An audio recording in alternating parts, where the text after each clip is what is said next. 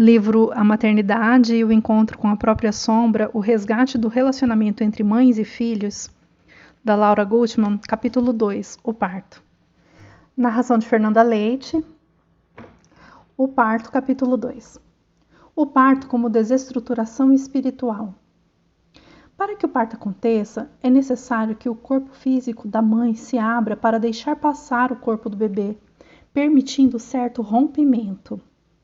Quando elevamos nosso pensamento, podemos perceber outro rompimento que também se realiza, agora em um plano mais sutil, e corresponde à nossa estrutura emocional.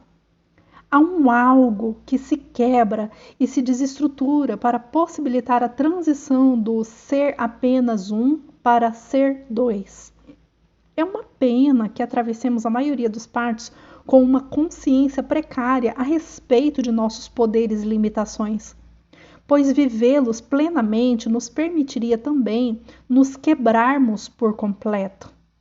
Porque o parto é isso, um corte, uma abertura forçada, semelhante à erupção de um vulcão que geme a partir das entranhas e que, ao expelir suas partes mais profundas, rompe necessariamente a aparente solidez, criando uma estrutura renovada. Hoje em dia, os partos conduzidos, as anestesias e analgesias rotineiras e a pressa de todo o sistema para terminar rapidamente o trâmite, entre parênteses, o parto, fecha parênteses, não convidam, falei ali daquele jeito, né, mas deu para entender, não convidam a forma como é feita, não convidam as mulheres a aproveitar este momento fundador na vida sexual das mulheres, como ponto de partida para conhecer nossa verdadeira estrutura emocional que precisamos fortalecer. Eu vou ler de novo esse parágrafo, muito importante. Hoje em dia, os partos conduzidos, as anestesias e analgesias rotineiras e a pressa de todo o sistema para terminar rapidamente o trâmite, abre parêntese, o parto, fecha parêntese, não convidam a aproveitar este momento fundador na vida sexual das mulheres, como ponto de partida para conhecer nossa verdadeira estrutura emocional, que precisamos fortalecer. O fato é que, conscientemente ou não, acordadas ou adormecidas, bem acompanhadas ou sozinhas, o nascimento acontece.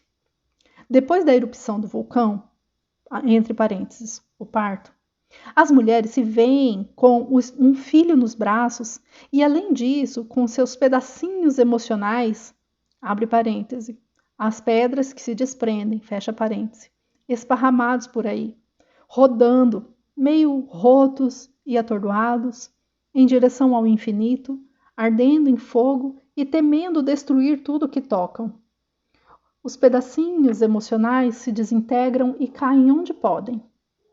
Em geral, se manifestam no corpo do bebê ou da criança pequena, nos quais conseguem se plasmar, pois os pequenos têm, por um lado, uma abertura emocional e espiritual disposta, abre parêntese, como uma planície com pasto úmido que recebe as pedras, fecha parêntese. E, por outro lado, carecem de pensamentos ou ideias que os obriguem a rechaçá-los.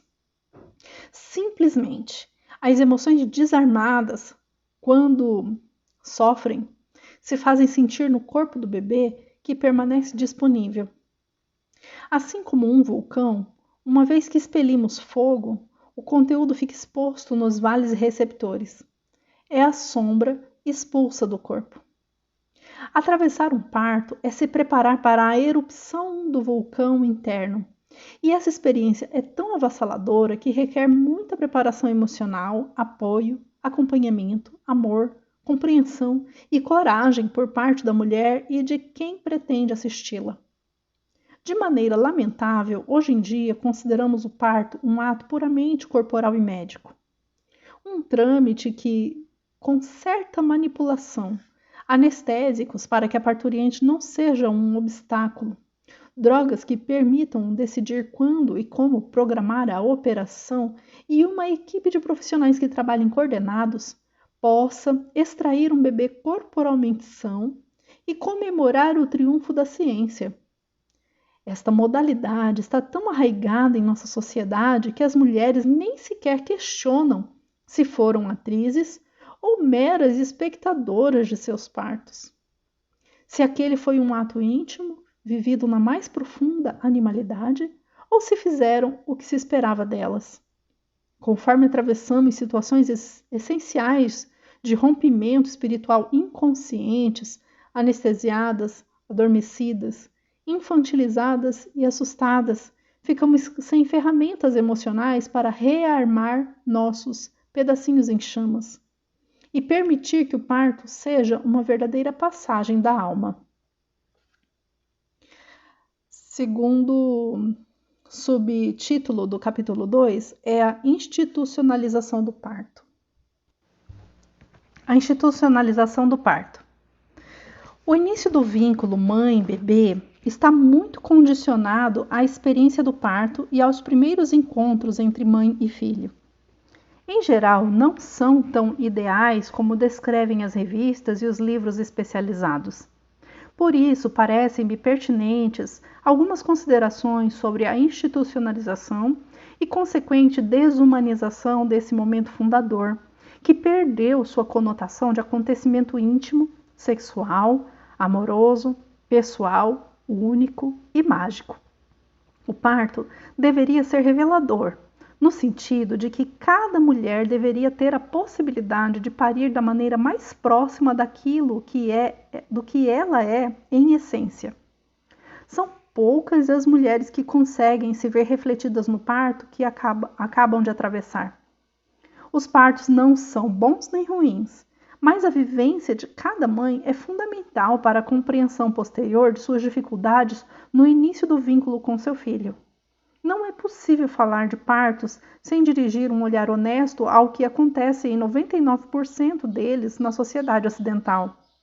A maioria transcorre em uma instituição médica, clínica ou hospital, e em que ninguém acredita que valha a pena levar em conta as condições emocionais da parturiente. A assistência aos partos, da maneira como são vividos hoje em dia, foi dominada pelo pensamento funcional. E, neste sentido, o pessoal assistente tem um único objetivo: extrair um bebê relativamente saudável. Não importa como, nem a que preço emocional, que lhes é invisível, aliás. Creio que, a partir deste pensamento, se estabeleceu uma série de rotinas que, como tais, perderam o sentido original, o objetivo específico que pode tornar necessárias algumas intervenções. A banalização e a generalização dessas práticas cresceram em detrimento do corpo e das emoções da mãe. Segundo subtítulo, é a submissão durante o parto ocidental. 2 pontos. Rotinas. Na maioria dos partos, as mulheres recebem um atendimento massificado. Isto significa que os partos tendem a ser parecidos em relação à duração, à dor e aos resultados. Quase todas as decisões são tomadas em função do objetivo de terminar o mais rápido possível. Rápido se converteu em melhor. Quando uma mulher atravessa um parto em pouco tempo, o considera um bom parto. Quando dura 24 horas ou mais, acredita que foi um fracasso. Prevalece também a intenção de evitar a dor, embora a dor seja diferente de sofrimento. O sofrimento é padecido quando a mulher se sente só, desprotegida, desamparada, humilhada ou acha que não está fazendo o correto.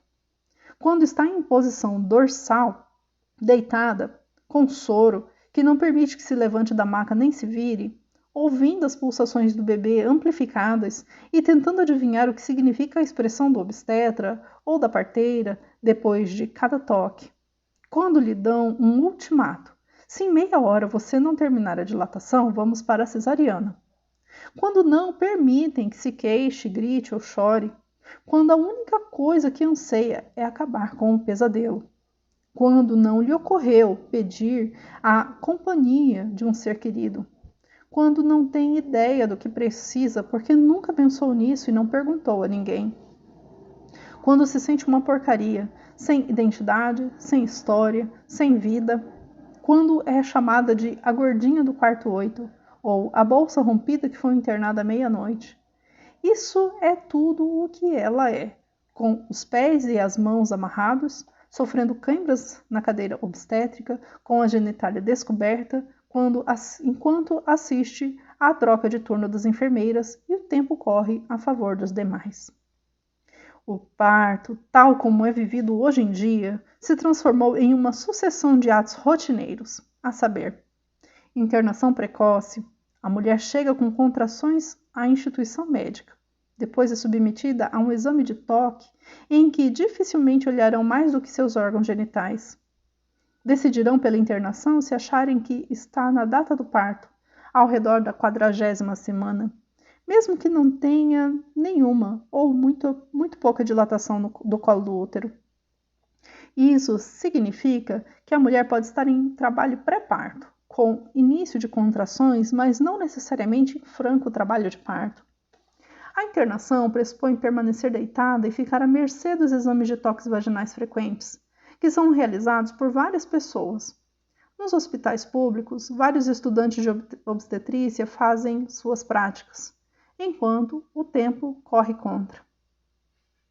Depilação e lavagem. Prática humilhante e incômoda para a mulher, inteiramente desnecessária. No caso de precisar de uma perineotomia, o lugar por onde se faz o corte é praticamente desprovido de pelos. A respeito das lavagens, aliás, eu vou fazer uma fala minha aqui nesse lugar, é que hoje em dia, se você estiver me ouvindo e isso ainda estiver acontecendo, você me fala, porque onde eu tenho acompanhado relatos de pacientes, clientes das minhas amigas, porque eu já não estou mais na dolagem ativa, a gente já tem visto assim que a enfermagem já não faz mais depilação, é a tricotomia, né? Então, ou a mulher, se ela já tem o costume de se depilar, ela mesma se depila, já vai depilada, ou se ela não tem o costume, a enfermagem já não está mais autorizada a fazer. Então, eu não sei se tem sido feito, mas está aqui no livro, eu vou terminar de ler. E a lavagem intestinal, o enema, né, então também não está mais recomendado. Mas quando a autora escreveu o livro, ainda era muito comum. Então, se ainda estiver acontecendo, você pode falar para a gente nos comentários, tá? Então, fecho aqui a minha fala, vou continuar com a leitura. A respeito das lavagens, a maioria das mães movimenta o ventre uma ou várias vezes durante o trabalho de parto, devido à própria pressão que as contrações uterinas exercem sobre o ânus. A consequência de uma lavagem é um gotejar permanente de matéria líquida fecal que a mãe não pode controlar e a humilha. As consequências da depilação são também uma humilhação desnecessária e depois um crescimento do véu púbico que pica e incomoda em uma zona tão frágil como é a da vagina. Vale a pena questionar se há algum motivo lógico que justifique essas práticas. Tanto é que então, tem um movimento internacional, mundial, regulado pela Organização Mundial de Saúde, aceito em muitos lugares, de que essas práticas não sejam mais realizadas, né? Nem internação precoce, nem indução, nem a tricotomia e nem o enema, tá? Mas eu vou ler aqui esse capítulo que traz essas práticas e se ainda estiverem sendo realizadas, você pode falar pra gente aí nos comentários que vai gerar uma discussão bem interessante. Então, a próxima prática é a indução. Quase todas as mulheres, ao serem internadas para o trabalho de parto, são submetidas à famosa indução. Trata-se da aplicação de ocitocina sintética, que é um hormônio produzido naturalmente pelo organismo para provocar as contrações uterinas. E tem o único objetivo de acelerar as contrações para que o parto seja mais rápido. Deveríamos nos perguntar por que um parto rápido é melhor. Quem tem tanta pressa? Esta prática também é chamada de indução do parto. É utilizada quando a data já chegou, ou seja, a 40ª semana de gravidez, e a mulher não está dilatando. Essa via aberta permite aos médicos administrar drogas para estender o trabalho de parto, se assim desejarem, por comodidade de horários, superposição de partos, troca de turmas, etc. Muitas mulheres comentam como se tivessem um defeito natural, que não dilatam. Todas as mulheres dilatam. Basta esperar o momento em que o trabalho de parto comece espontaneamente. É interessante notar que nas clínicas particulares nascem, às sextas-feiras, muitíssimos bebês depois de induções de parto. Para os obstetras, parteiras e assistentes, é mais tranquilizador concluir os partos que podem acontecer de forma espontânea nos fins de semana. Todos os livros de obstetrícia consideram a 40ª semana, com uma margem de erro de 15 dias para mais ou para menos, como a data provável do parto. Ou seja, a data provável do parto vai da 38ª à 42ª semana. Mas são cada vez mais raros os médicos dispostos a esperar pela 42ª semana. Os cálculos são estimativos. Outra consequência das induções de parto é o elevadíssimo número de bebês nascidos com baixo peso, que requerem assistência médica, com a consequente separação corporal da mãe, estresse para a criança e sua família, dificuldade para o início da lactância, etc. É o que a gente chama, essa é fala minha, tá? É o que a gente chama de prematuridade iatrogênica, né? A iatrogenia é um ato médico que vai provocar algo que não é desejável, né? Uma coisa assim, um problema que é causado por uma conduta médica, é chamado de iatrogenia. Então, a prematuridade iatrogênica é uma coisa assim que eu mesmo já atendi consequências sérias de amamentação no pós-parto por causa disso. Então, sempre é muito importante aguardar o trabalho de parto. Pronto. Ia falar pronto, falei. Mas vou continuar. Quando o parto não acontece e se supõe que a mulher já completou a 40ª semana, com frequência o parto é induzido e depois se constata que o peso e a maturidade do bebê correspondem à 38ª semana. Diante da evidência da quantidade de bebês que lotam os serviços de recuperação neonatológica, vale a pena questionar esta pressa generalizada e sem sentido. As induções rotineiras do parto trazem outra consequência gravíssima. Ao introduzir a ocitocina em maior quantidade do que aquela que o corpo da mãe produz naturalmente, as contrações se tornam muito mais dolorosas, intensas e contínuas. Em alguns casos, o parto se acelera tanto que acontece em poucas horas. Outras vezes, as contrações uterinas são mais intensas do que as que o bebê pode suportar e aceleram o ritmo das batidas do coração para enfrentar a falta de oxigênio. Quando ele se cansa, as batidas caem para menos de 120 por minuto. Isso significa sofrimento fetal. O bebê precisa de oxigênio. A indicação correta é fazer uma cesariana. É assim que fabricamos a impressionante quantidade de cesarianas no mundo ocidental. Permitir que uma mulher atravesse o trabalho de parto ao ritmo de suas contrações naturais, com os devidos cuidados e acompanhamento, faz com que o sofrimento fetal dos bebês seja uma exceção. O elevadíssimo número de cesarianas realizadas hoje em dia tem, em parte, seus motivos, uma vez que todos os partos são precedidos pelas induções de rotina. De rotina significa que não se avalia de forma prévia cada situação, mas que, por determinação da instituição, são aplicadas a toda mulher que se interne com contrações. Vale esclarecer que, embora já tenham contrações, muitas mulheres não começaram o trabalho de parto propriamente dito. Então, eu vou abrir mais um parêntese meu aqui e pedir que, se essa rotina não estiver mais sendo praticada aonde você está vivendo, aonde você tem experiência ou conhecimento, coloca nos comentários, por favor, para a gente vir se atualizando a respeito de como andam as rotinas médicas de condução de trabalho de parto, tá bom? Então, continuando. Quando é feita uma cesariana, a mulher é condenada a outras cesarianas e tem, por fim, sua maternidade limitada a 3 filhos. Tem algumas questões aqui nisso, né? Mas vamos dizer assim, por padrão é o que temos para hoje, né?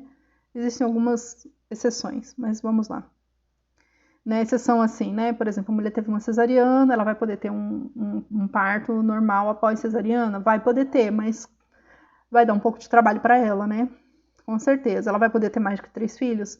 Pode, mas sempre com um pouco mais de trabalho também para ela, né?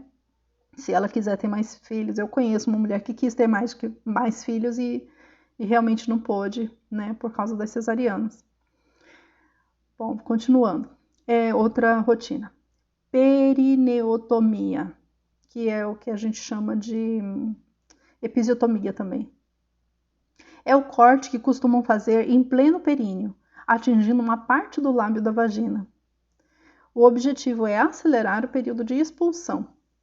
Essa prática é adotada em quase todos os partos naturais.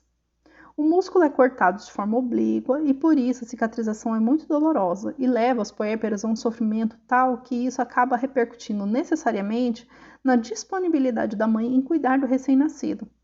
Com a perineotomia, tenta-se evitar a possibilidade de uma rasgadura. No entanto, se as rasgaduras podem ser importantes quando a mãe está recostada, são apenas quando o parto é vertical. Então a gente tem aqui a episiotomia, né?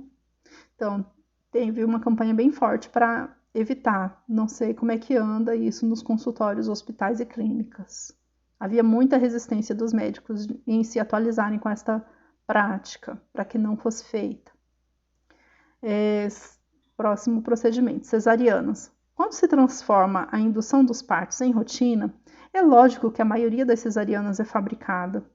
Por ter sido exigida da mãe e do bebê uma dinâmica artificial no trabalho de parto que finalmente acaba explodindo, ambos são salvos graças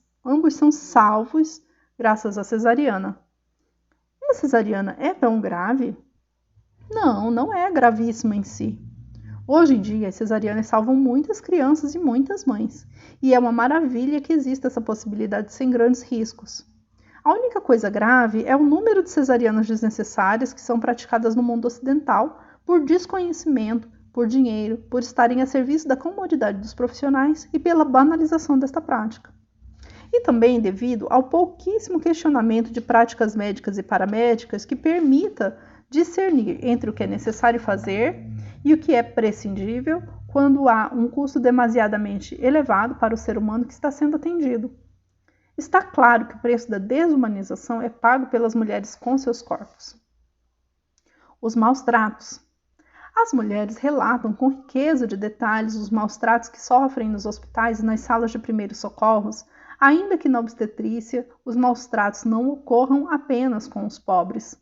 As mulheres passam horas com as pernas amarradas, abertas, sem poder se mexer, cheias de cãibras, com os órgãos genitais desnudos à vista de enfermeiras, parteiras e estudantes de medicina que entram constantemente nas salas de parto, compartilhadas, além do mais, com outras parturientes que gritam de dor, de solidão, de desamparo, de maus tratos e de falta de respeito a esse ser fragilizado que está prestes a dar à luz.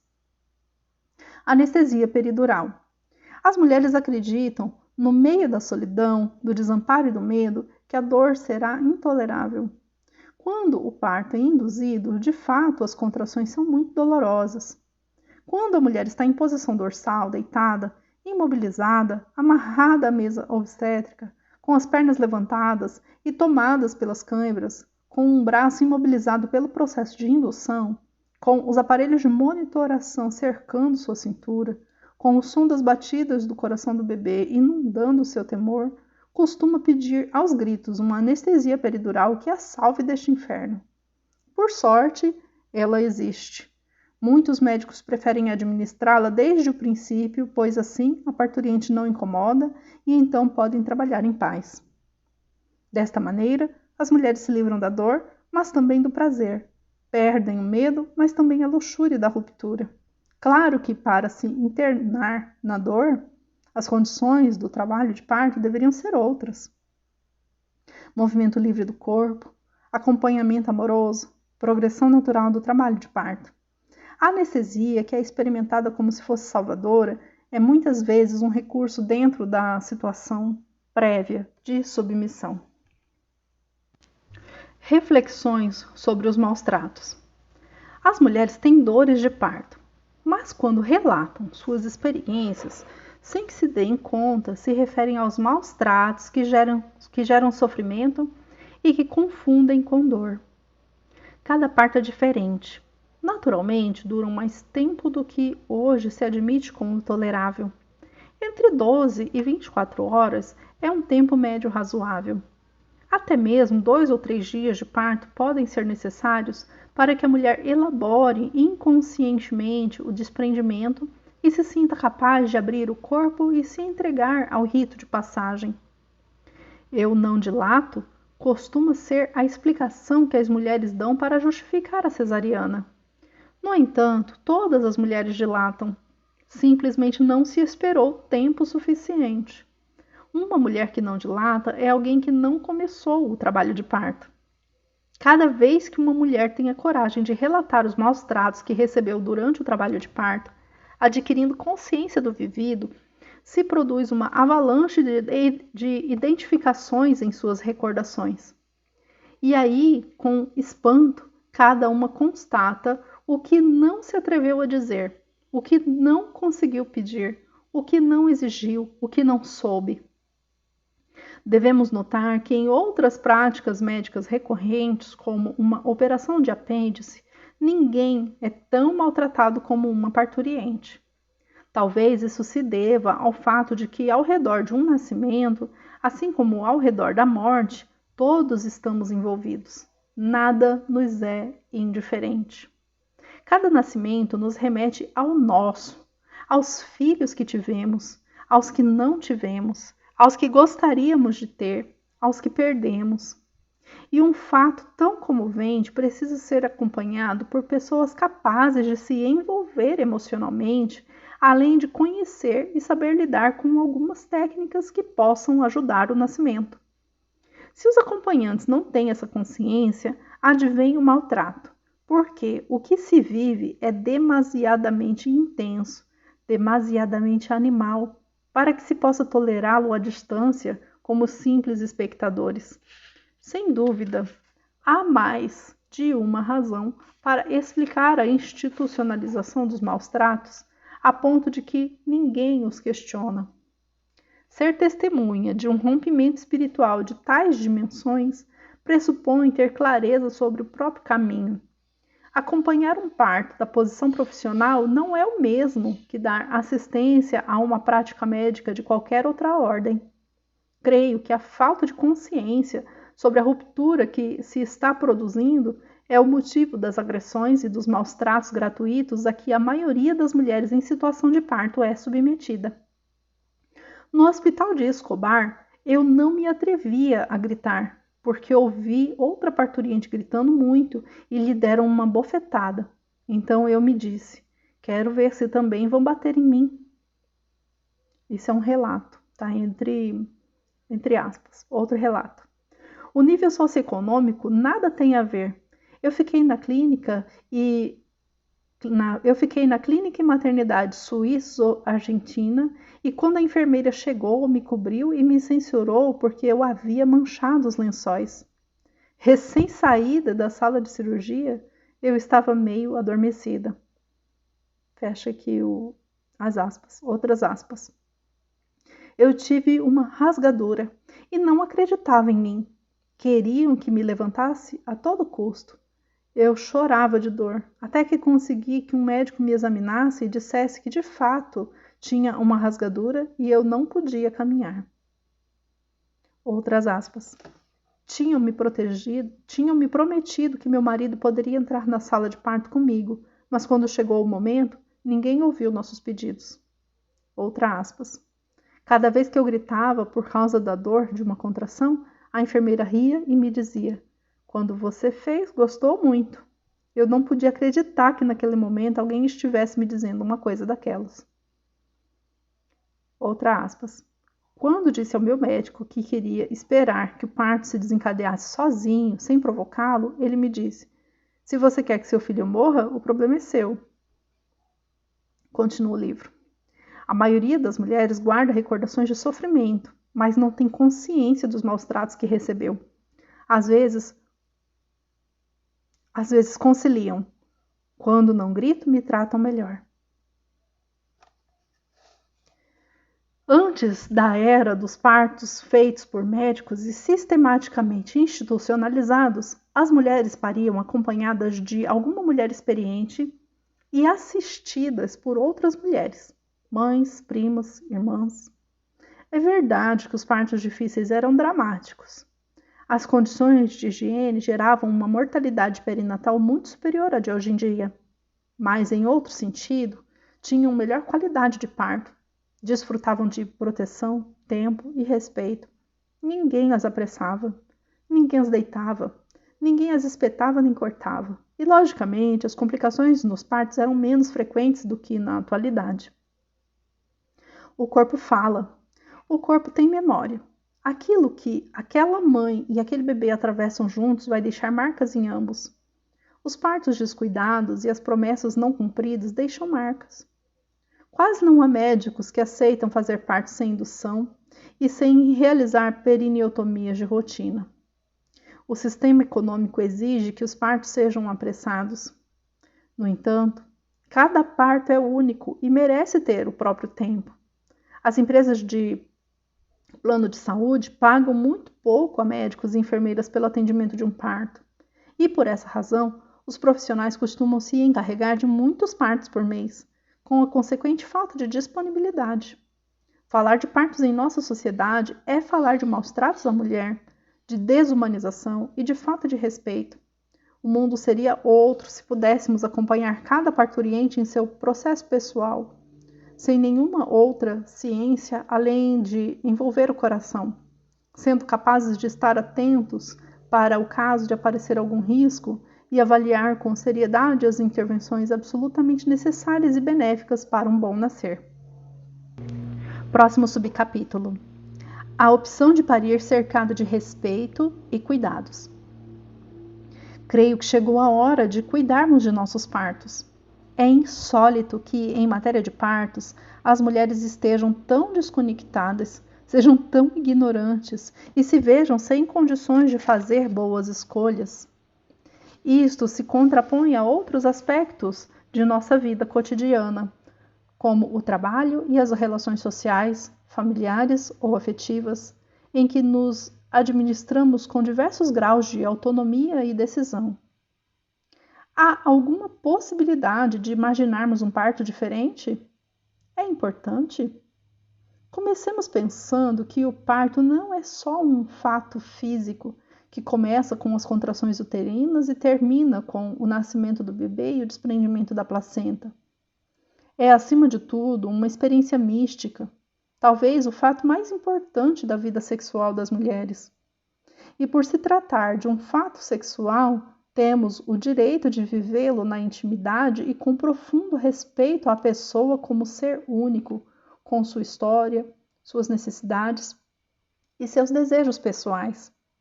Intimidade significa conexão com o nosso ser profundo, sem avaliações externas do que é bom ou ruim, como na nossa vida sexual, na qual tentamos desenvolver nossas capacidades essenciais, acomodando nossa idiosincrasia, maneiras de ser, impulsos e desejos pessoais.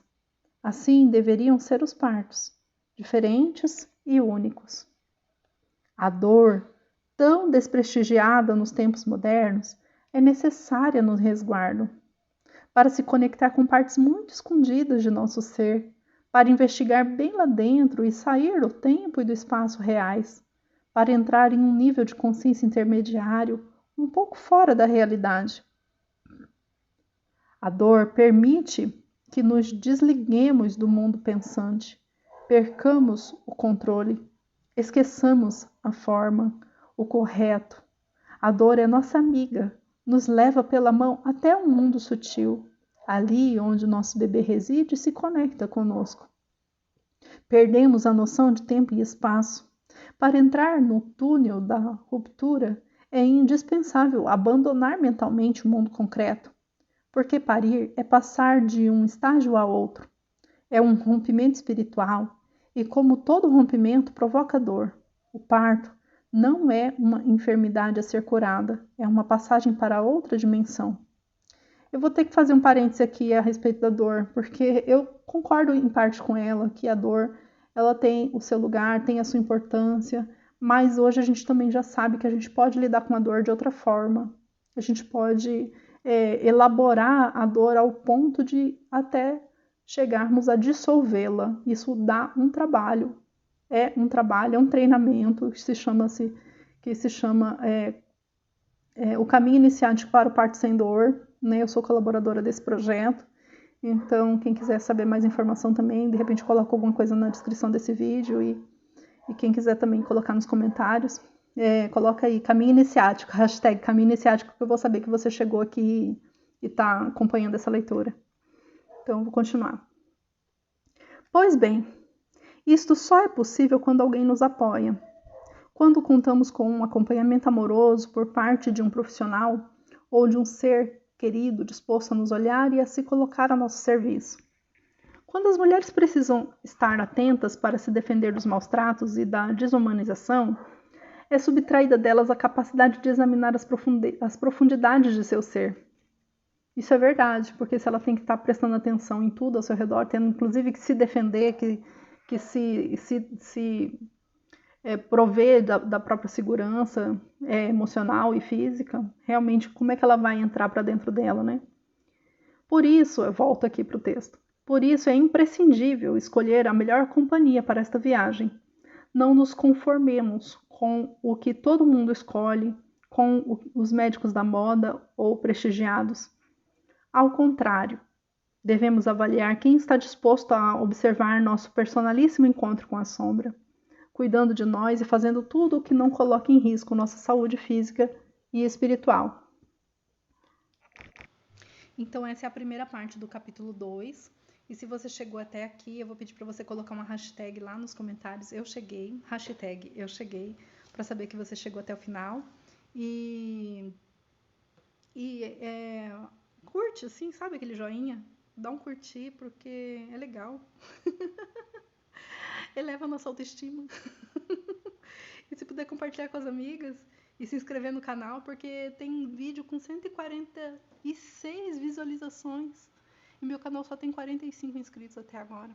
Então quero mudar esse quadro, tá bom? Então se você chegou até aqui, se inscreve no canal, compartilha com seus amigos, dá um joinha, que eu vou gravar a segunda parte. Beijo!